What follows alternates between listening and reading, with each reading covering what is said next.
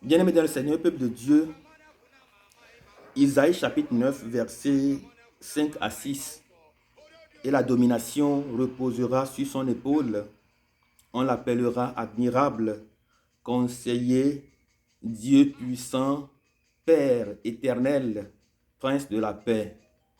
Donné à l'empire de l'accroissement et une paix sans fin au trône de David et à son royaume. L'affermir et le soutenir par le droit et par la justice, dès maintenant et à toujours. Voilà ce que fera l'œuvre, ce que fera le zèle de l'Éternel des armées.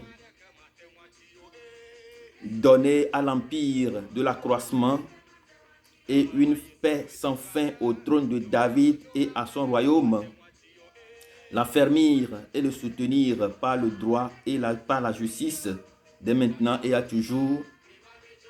Voilà ce que fera le zèle de l'Éternel des armées.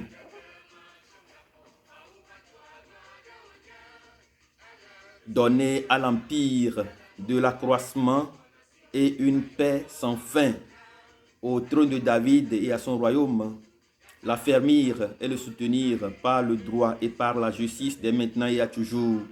Voilà ce que fera le zèle de l'Éternel des armées. Bien-aimés dans le Seigneur, peuple de Dieu, nous lisons la parole dans la parole de Dieu, Isaïe chapitre 9, versets 5 à 6, qui déclare que le zèle de l'Éternel des armées fait beaucoup de choses. Le zèle de l'Éternel des armées. Nous déclarons aujourd'hui que le zèle de l'Éternel donne à nos familles de l'accroissement, que le zèle de l'Éternel nous donne de l'accroissement, donne à nos familles de l'accroissement, qu'il donne à nos esprits de l'accroissement, qu'il donne à nos vies de l'accroissement, qu'il donne à nos maisons de l'accroissement, qu'il donne à tous ceux qui se réclament de nos prières de l'accroissement et une paix sans fin. Que le zèle de l'Éternel nous affermisse et nous soutenir par le droit et par la justice dès maintenant et à toujours. Dans le nom puissant de Jésus, nous déclarons que le zèle de l'Éternel nous fasse accroître, que le zèle de l'Éternel fasse accroître notre vie de spiritualité, que le zèle de l'Éternel fasse accroître en nous la faveur de Dieu, que le zèle de l'Éternel fasse accroître en nous la puissance de Dieu, que le zèle de l'Éternel fasse accroître en nous la miséricorde de Dieu notre Père, et qu'il nous donne une paix sans fin, qui nous affermisse et nous soutenir par le zèle et par la justice dans le nom puissant de Jésus de Nazareth. Ce soir, je prie particulièrement pour ceux et celles qui traversent des situations difficiles, périlleuses, que le zèle de l'Éternel localise leur cœur, que le zèle de l'Éternel localise leur esprit, que le zèle de l'Éternel localise là où ils se trouvent actuellement, qu'il fasse accroître leur esprit, qu'il fasse accroître sa faveur et sa miséricorde sur eux, qu'il leur accorde une paix, qu'il affermisse leur esprit et les soutenir par le droit et par la justice dans le nom puissant de Jésus de Nazareth. Que le zèle de l'Éternel se lève pour nous, que le zèle de l'Éternel combat pour nous, que le zèle de l'Éternel combat nos obstacles, que le zèle de l'Éternel combat nos problèmes, que le zèle de l'Éternel combat nos statu quo, que le zèle de l'Éternel combat notre vie, combat la vie des ténèbres qui règne encore en nous, autour de nous et sur nous. que le zèle de l'Éternel se lève pour nous, que le zèle de l'Éternel se mette en marche pour nous, que le zèle de l'Éternel se tienne debout devant nous, qui nous accompagne, qui nous soutienne, qui nous affermisse par le droit et par la justice, qui nous soutienne en toutes choses dans le nom puissant de Jésus de Nazareth. Bien-aimés dans le Seigneur, peuple de Dieu, nous parlons de la méditation. La dernière fois, nous avions cité donc nous avons cité au moins 8 attitudes que nous devons régulièrement, très régulièrement entretenir afin de pouvoir réussir une bonne méditation, afin de pouvoir faire la méditation. Aujourd'hui, nous allons rentrer dans la pratique de la méditation. Je ne vais pas aller dans la théorie, mais je vais nous accompagner dans cette méditation-là. Je vais nous faire vivre cette méditation parce que je viens répondre ici à des questions, à des suggestions, à des propositions des gens qui me demandent de leur enseigner, de leur apprendre comment on fait une méditation. Donc, c'est à cette question-là que je viens répondre. Depuis la dernière fois, j'ai cité au moins 8 attitudes que nous devons entretenir. Nous devons, et j'ai dit que la principale attitude que nous devons avoir, que nous devons entretenir très régulièrement, c'est cette prise de conscience vis-à-vis de la parole de Dieu. Nous ne pouvons pas méditer sur quelque chose que nous savons qu'il n'allait pas nous apporter quelque chose. On médite sur quelque chose qui a de la valeur. On médite sur quelque chose qui a une plus-value. On médite sur quelque chose qui a le pouvoir de transformer notre vie. On réfléchit sur quelque chose qui peut changer, qui peut nous changer de l'intérieur vers l'extérieur. Voilà. Et nous devons, si nous voulons véritablement faire la méditation, nous devons avoir un regard, nous devons porter un regard très important sur la parole de Dieu. Nous devons reconnaître cette valeur-là à la parole de Dieu. Nous devons reconnaître cette puissance de la parole de Dieu. Nous devons reconnaître que cette parole-là, elle est plus puissante même que toutes les expériences spirituelles que nous faisons. Bien-aimés dans le Seigneur, peuple de Dieu, je voudrais dire ici que la méditation, simplement, ça veut dire quoi? Ça veut dire faire la méditation ou bien méditer, c'est réfléchir. Voilà. Méditer, c'est réfléchir. Lorsqu'on demande à quelqu'un de méditer sur sa vie, on lui demande simplement de réfléchir sur sa vie. On lui demande de revoir sa vie. On lui demande de réviser sa vie. On lui demande de revoir dans sa vie ce qui ne va pas, de les ressortir et de pouvoir se changer.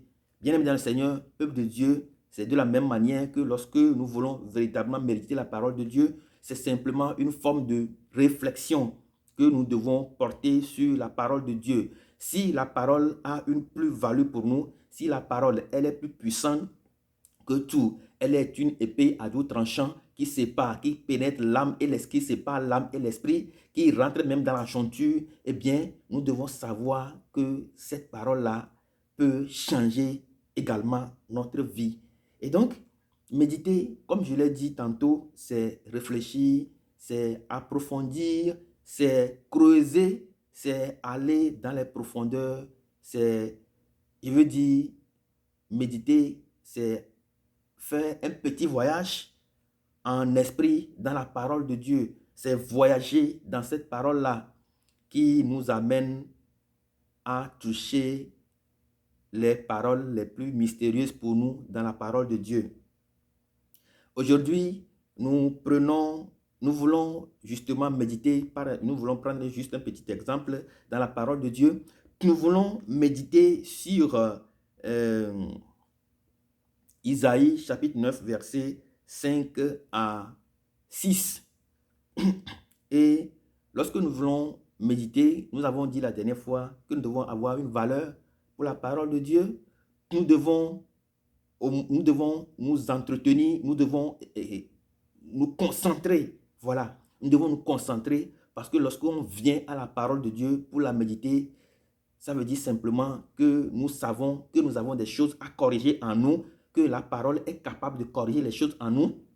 que la parole est capable de transformer les choses en nous, que la parole est capable de nous délivrer des mauvaises idées, des fausses idées. La parole est capable de nous sortir des situations désastreuses. Voilà pourquoi nous venons donc à la parole de Dieu. Eh bien, la parole que nous lisons ce matin dit « Et la domination reposera sur son épaule. On l'appellera admirable, conseiller, Dieu puissant, Père éternel, Dieu, Prince de la paix, donner à l'empire l'accroissement et une paix sans fin au trône de David et à son royaume, la famille et le soutenir par le droit et par la justice, dès maintenant et toujours. Voilà ce que fera le zèle de l'Éternel. » Bien-aimés dans le Seigneur, peuple de Dieu, je voudrais qu'on médite un peu sur cette parole-là. Juste un petit exemple pour nous montrer comment ça se passe. Je sais que la plupart des gens savent comment méditer sur la parole de Dieu, comment réfléchir sur la parole de Dieu, mais à la demande des uns des autres, je suis censé de le faire. Lorsque nous prenons d'abord la parole de Dieu, nous venons devant Dieu pour méditer, nous devons savoir que nous sommes en présence de Dieu comme la parole de Dieu le déclare. La parole de Dieu déclare déjà que Dieu est avec nous. Dieu est au milieu de nous. Dieu marche avec nous. Dieu, il est avec nous quotidiennement. Il ne nous a jamais laissés orphelins. Il nous a également envoyé le Saint-Esprit, le Paraclet, le Consolateur. Eh bien, nous ne sommes pas seuls. Et donc, lorsque nous avançons lorsque nous voulons méditer, la première des choses que nous devons savoir que nous sommes en présence de Dieu. Nous devons savoir que la parole de Dieu a déjà déclaré que les vrais adorateurs adoreront en esprit et en vérité. On ne va plus aller sur une montagne que ce soit, mais chez soi, on peut adorer. Dans le livre d'Isaïe, nous pouvons lire que Dieu a dit « Viens, mon fils, rentre dans ta chambre, ferme la porte derrière toi, reste là-bas jusqu'à ce que la colère ne passe. » Voilà une parole qui déclare cela. Ça veut dire qu'à un moment donné, nous devons, la méditation, c'est la première action dans la méditation, c'est de savoir rentrer chez soi, rentrer dans la chambre, fermer la porte derrière soi. Ça veut dire simplement que nous devons véritablement nous concentrer. Nous devons nous concentrer sur ce que nous voulons véritablement faire. Qu'est-ce que nous voulons faire? Nous savons que nous voulons méditer. Et la parole de Dieu déclare qu'à chaque fois que nous sommes en présence de Dieu, Dieu lui-même, il est là. Il n'est pas là seul. Dieu est là, comme le déclare le livre des rois. Dieu est là, comme le déclare le livre des rois. La Bible déclare que le prophète Élisée aurait demandé à Dieu d'ouvrir les yeux de son serviteur pour qu'il voie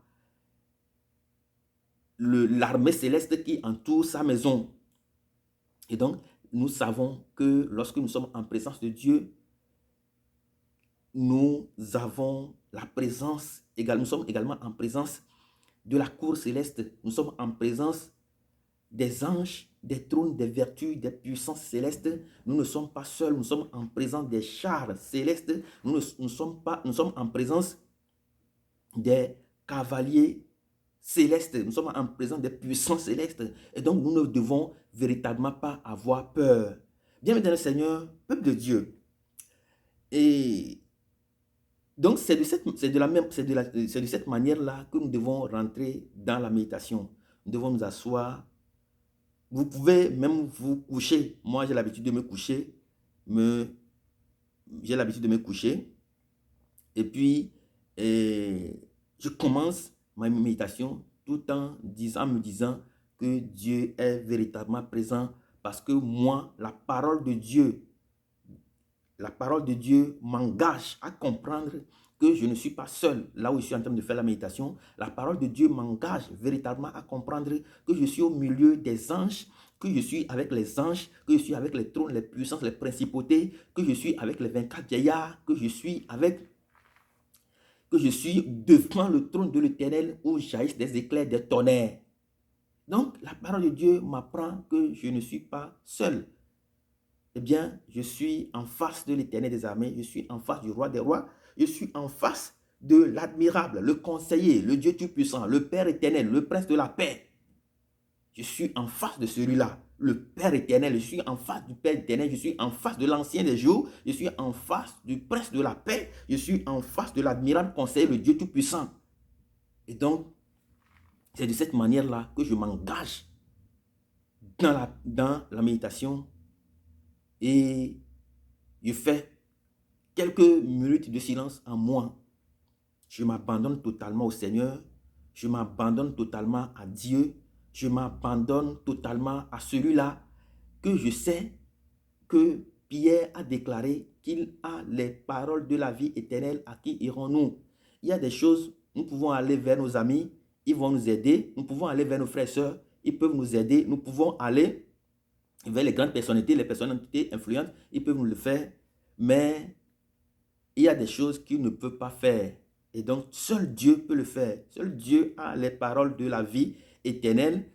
Et Psaume 121 déclare que notre secours nous vient de lui.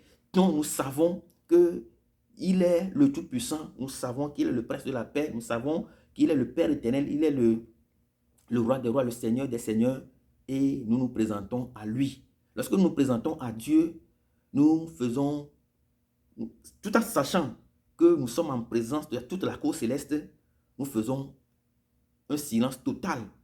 Nous nous concentrons et nous nous laissons faire. Nous nous laissons totalement abandonner. Nous nous laissons totalement abandonner. Nous laissons tout au Seigneur. Nous nous livrons complètement à lui. Nous nous offrons à lui. Lorsque nous voulons commencer la méditation, nous abandonnons tout. Nous livrons tout au Seigneur. Nous le confions tout. Nous déposons tout à ses pieds. Nous devons faire comme quelqu'un qui est complètement désemparé, qui ne sait plus où aller, mais que la seule personne qui doit pouvoir nous aider, c'est Dieu. C'est pourquoi nous venons. Lorsque nous venons, nous nous abandonnons complètement, nous nous livrons, nous nous confions à lui, nous nous concentrons. Et si nous entretenons bien notre esprit, nous allons voir que nous pouvons faire une concentration. Il y en a qui peuvent aller jusqu'à 1 heure, il y en a qui peuvent aller même jusqu'à 2 heures, il y en a qui peuvent aller à 15 minutes, à 10 minutes, à 5 minutes. Nous allons nous concentrer et quelques minutes après, nous prenons la parole que nous voulons véritablement, et sur laquelle nous voulons véritablement méditer. Et donc, lorsque nous prenons la parole qui dit « Et la domination reposera sur son épaule, on l'appellera admirable, conseiller, Dieu puissant, Père éternel, Prince de la paix », nous savons que les noms qui sortent ici, ce sont des noms mystérieux. Et la première des choses que nous devons demander dans cette parole-là que nous lisons, c'est si nous voulons véritablement faire la méditation, la première des choses que nous pouvons nous demander, c'est qui est-ce qui a écrit ce texte-là? Qui a écrit ce texte? Et nous savons tous que c'est Isaïe. Et nous pouvons nous demander pourquoi Isaïe aurait écrit ce texte-là. D'abord, qui est Isaïe? C'est un prophète. Pourquoi il aurait écrit ce texte-là? D'abord, c'est un prophète, c'est qui? Ce sont des questions que nous devons nous poser dans la méditation. Il est qui? Il est prophète. Qu'est-ce qu'il a écrit concrètement dans la parole de Dieu? Qu'est-ce qu'il a dit sur Dieu et qui peut nous fortifier, qui peut nous solidifier, qui peut affermir notre foi? Qu'est-ce qu'il a dit? Quelles sont les déclarations qu'il a faites? Nous savons que Isaïe, c'est un très grand prophète. Nous savons qu'il a dit beaucoup de choses et il a annoncé même la venue de Jésus. Et c'est de ça même qu'il parle ici. Il a fait une prophétie à des milliers d'années qui s'est réalisée par après. Et donc, c'est quelqu'un qui a l'esprit du Dieu vivant, c'est quelqu'un qui a l'esprit de miséricorde, c'est quelqu'un qui a l'esprit de force, c'est quelqu'un à qui Dieu a ouvert les yeux de l'esprit pour qu'il voit des choses qui doivent arriver à des années plus tard. Et donc, nous devons véritablement rentrer dans cet esprit de prophétie, dans cet esprit d'Isaïe.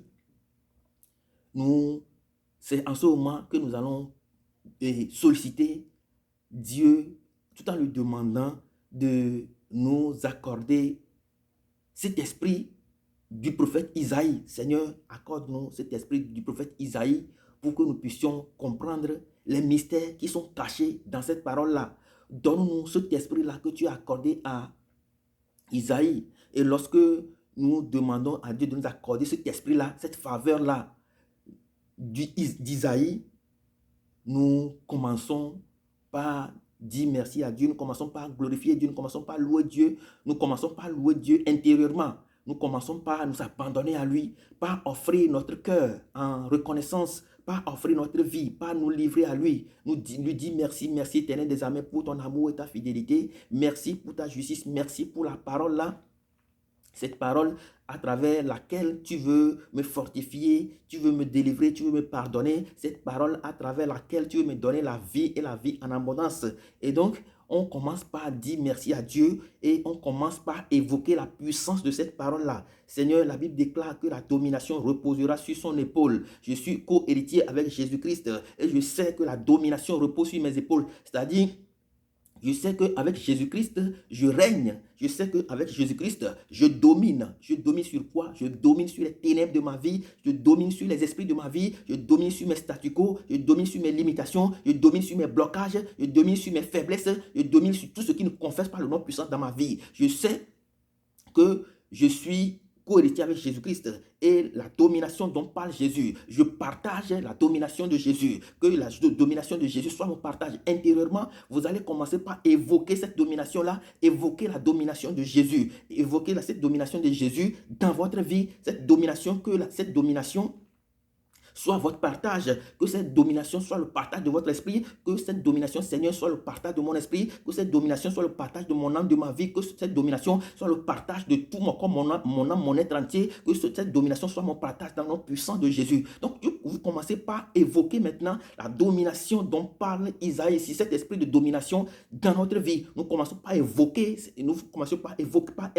domination, cet esprit de domination qui se repose sur les épaules de Jésus dont parle Isaïe ici. Nous commençons par l'invoquer, l'esprit de domination, qu'il soit mon partage, soit mon domination, soit mon partage, esprit de domination, soit mon partage, soit ma vie, soit la vie que je veux mener, soit la puissance qui me séduit, soit la faveur de l'Éternel en moi. Donc, vous commencez par invoquer la domination sur votre corps, la domination dans votre esprit, la domination dans votre imagination, la domination autour de vous, la domination dans vos maisons. Vous commencez par invoquer cet esprit de domination sur vous, cette domination dans vos parcours, cette domination dans vos activités professionnelles, cette domination dans vos activités professionnelles, cette domination dans tout ce que vous entreprenez, vous demandez, vous invoquez cet esprit de domination dans toutes les relations que vous avez, dans toutes les relations, même si vous êtes dans un environnement, vous commencez par invoquer cet esprit de domination. Donc, en faisant de cette manière-là, vous êtes en train d'invoquer un mystère, le mystère que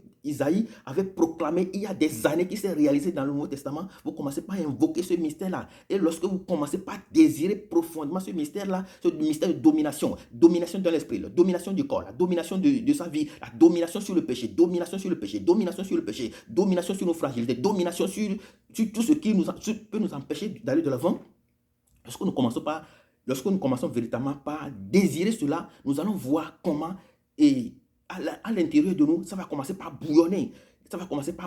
Et à un moment donné, nous allons voir que la parole que nous méditons en nous, la parole que nous invoquons silencieusement, cette parole que nous invoquons silencieusement va commencer par vouloir sortir, par expression. Nous allons commencer par vouloir exprimer comme cela la parole.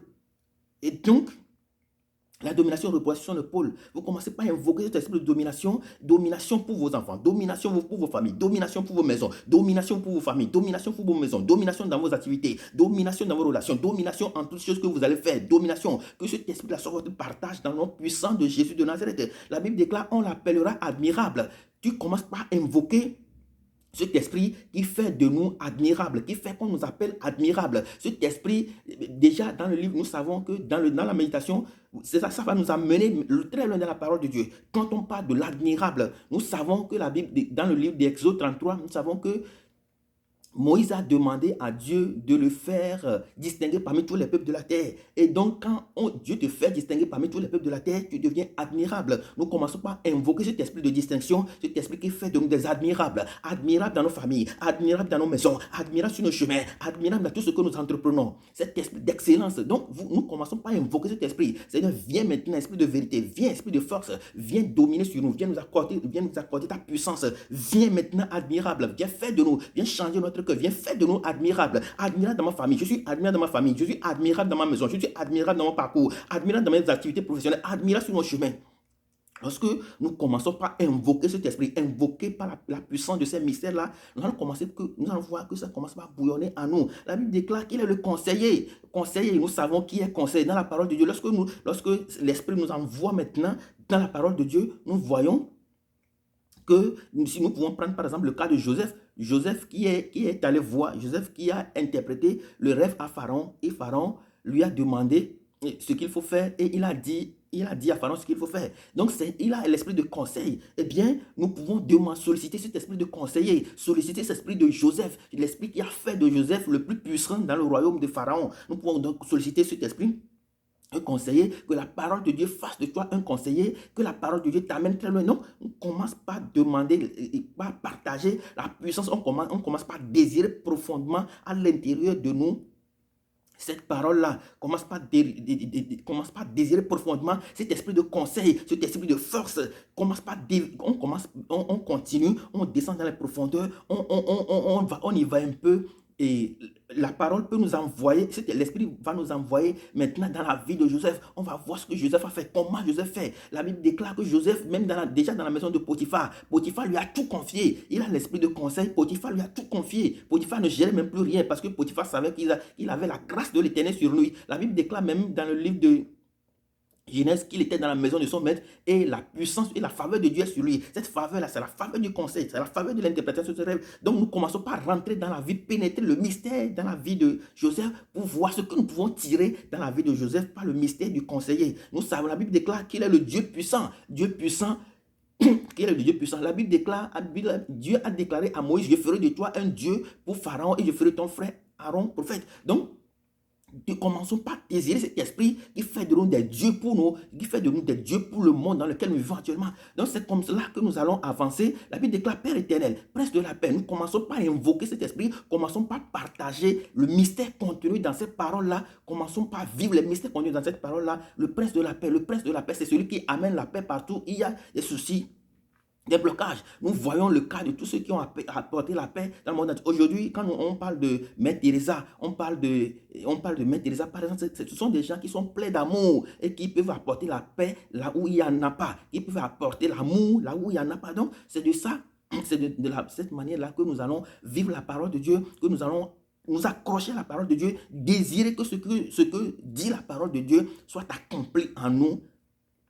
C'est comme cela que nous allons avancer. La Bible déclare, donner à l'Empire l'accroissement et une paix sans fin. Donner à l'Empire de l'accroissement. Donc nous sollicitons la parole de Dieu, que la puissance de l'Esprit qui est derrière cette parole-là fasse de nous, fasse accroître notre esprit. Que cette puissance-là fasse à notre esprit. Que le mystère qui est contenu, la puissance, l'autorité dans cette parole-là fasse accroître notre vie spirituelle, fasse accroître notre vie professionnelle, fasse accroître notre vie familiale, fasse accroître la vie de nos enfants, fasse accroître la vie de tous ceux qui en ont besoin. Nous pouvons même solliciter maintenant que cette puissance-là qui est derrière l'accroissement de l'empire, l'accroissement des empires, que cette puissance-là fasse accroître la vie de tous ceux qui sont dans nos maisons, qui sont encore malades, que l'Éternel fasse accroître sa lumière en eux, afin que la maladie soit complètement dissipée dans le nom puissant de Jésus. Donc nous pouvons aller, la Bible dit, une paix qui est donner une paix sans fin au trône de David et à son royaume. Une paix sans fin, que Dieu nous donne une paix. Nous savons que dans nos vies, il n'y a pas de paix. Donc nous pouvons partager, c'est l'heure de partager maintenant cette paix-là qui est contenue dans la parole de Dieu. Une paix sans fin, Seigneur. Une paix sans fin. Une paix sans fin dans mon âme, une paix sans fin dans mon esprit. Tout cela, nous désirons la parole de Dieu, mais d'une manière très silencieuse. En tout cas, je partage mes expériences avec vous. Et la Bible déclare la famille et le soutenir par le droit et par la justice. Bien évidemment, c'est un peuple de Dieu. C'est de cette manière-là que nous allons solliciter Dieu d'affermir cet esprit-là qui est derrière la parole, cette parole-là, d'affermir nos foi, d'affermir notre vie de spiritualité, de nous soutenir par le droit et par la justice. Donc, et de cette manière-là que nous allons créer, la Bible déclare, voilà ce que fera le zèle de l'Éternel des armées. Bien aimé dans le Seigneur, peuple de Dieu, c'est juste une petite pratique que j'ai fait avec nous. Mais nous pouvons continuer ça à la maison, nous pouvons continuer ça chez nous, continuer par partager les mystères qu'évoque la parole de Dieu, les mystères qu'évoque la parole de Dieu. Commencez par partager ces mystères, cet esprit qui était derrière Isaïe et qui le faisait voir des choses, qui le faisait dicter des choses, qui lui dictait des choses, qui lui dit des choses. Cet esprit qui l'accompagnait, cet esprit qui fait de lui une personne immortelle. Aujourd'hui, Isaïe est immortel parce que ses écrits demeurent toujours. Nous lisons ses écrits. Donc, nous pouvons solliciter également cet esprit. J'ai coupé, mais ce que nous devons faire, c'est ça. C'est de rentrer dans la profondeur de la parole de Dieu, commencer par partager. Et lorsque nous réussissons à faire des méditations, eh bien, nous allons voir que notre vie va commencer par changer. Mais, et ce que vous allez voir, c'est que lorsque nous réussissons à faire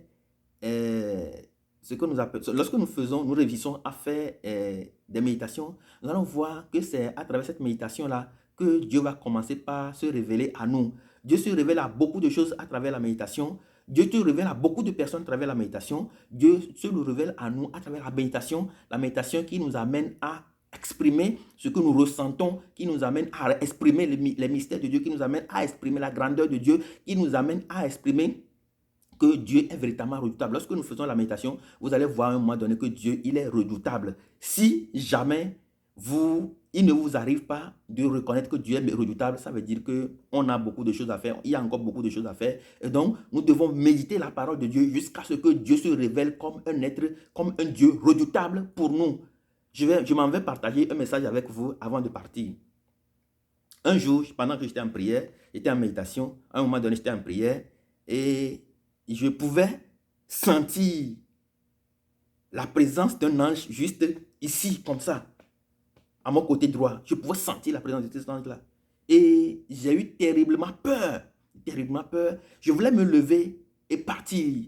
D'un seul coup, je vois devant moi un nuage qui s'ouvre comme ça. Et dans les nuages, il y a quelqu'un qui est sur un cheval avec une épée à la main, qui venait vers moi comme ça. Et j'avais terriblement peur. J'étais cloué sur place. Bien évidemment, dans le Seigneur, peuple de Dieu, si nous désirons voir les merveilles de Dieu, si nous désirons voir combien et comment Dieu est redoutable pour changer, transformer, améliorer notre vie, engageons-nous dans la méditation. C'est un petit exercice que j'ai fait avec nous, mais nous pouvons continuer, nous pouvons le faire pour améliorer notre vie spirituelle, transformer des choses en nous. Dieu vous bénisse abondamment et à très bientôt.